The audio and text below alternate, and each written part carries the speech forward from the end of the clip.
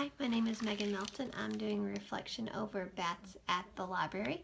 It was written and illustrated by Brian Lies. It's about 32 pages long, and it would be appropriate for children preschool through second grade, or any children younger at home would enjoy it as well.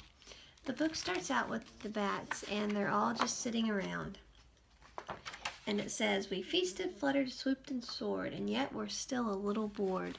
And so they're sitting around and they've done everything that I guess a bat likes to do. And then word gets out that the library has left open one of their windows. And as you can see, the bats start flying around and they're all excited and they cannot wait for the next adventure. It says, "The sky is lively as we race together towards our favorite place. Eager wings beat autumn air. Look, that's it. We're almost there." The bats all fly around, and so they all squeeze through that one open window. And that's when the adventure begins. When you open up the page right here, then it's fun to read. You hear the personalities of each bat, and as each bat explores and does their own thing, from the old ones to the young ones. Like the old bats, they've been there before, so they know exactly what they like to do, whereas the young bats are just getting started.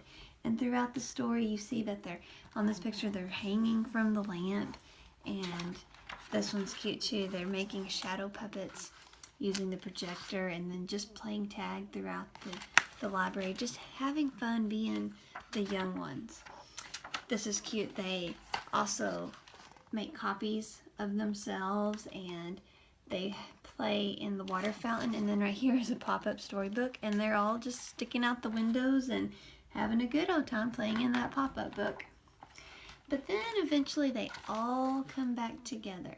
And during this time, it says, "It's hard to settle down and read when life flits by at dizzy speed.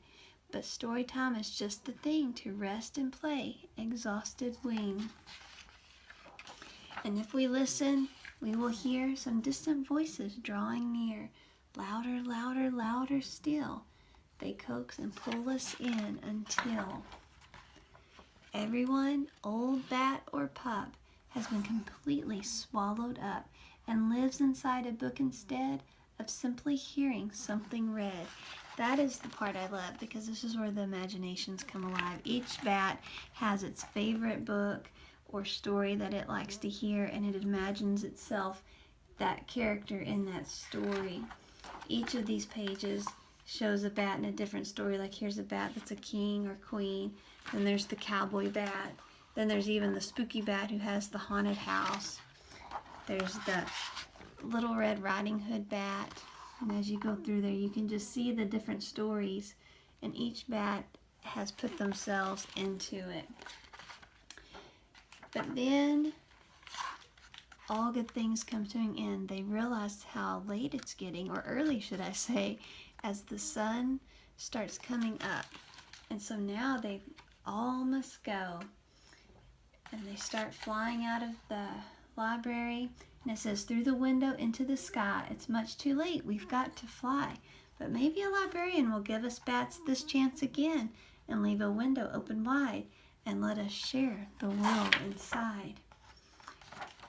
And that's where it ends, with all the bats flying away, dreaming about the adventure that they had in the library.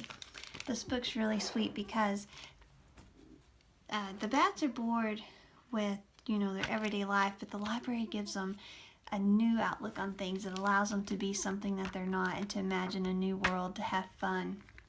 I love the illustrations because they're very bold and detailed throughout the entire story. And the story takes place in a beautiful library. And one thing I read interesting about this is when the author made this library, it is actually referencing a library that he went to as a child growing up. So everything you see in here is actually from a library that he adored and admired as he was growing and enjoying the library himself.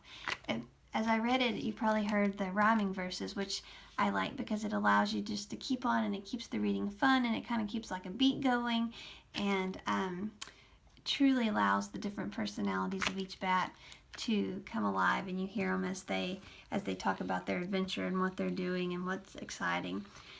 This is a library at night, so the The illustrations are kind of dark and kind of have that mystery of what we would think of a library having, but yet the charm of the books and the fun that's going on. As the reader reads the story, you can really feel the enthusiasm of the bats and how excited they are to be there exploring through all the fun things that they can. This book truly encourages children to find the excitement in going to the library, that every time you look at a new spot, it's a new adventure to find and see and read and be a part of, and just put your mind into the book that you're reading. Something that would be fun for a child to do even in your classroom is, as you're reading it, you could print off bats and let them pretend to be, playing and going on adventures as you're reading the book, or have a center where they have their books and read their books to each other or themselves, and play with the bats as they are reading or listening. Thank you.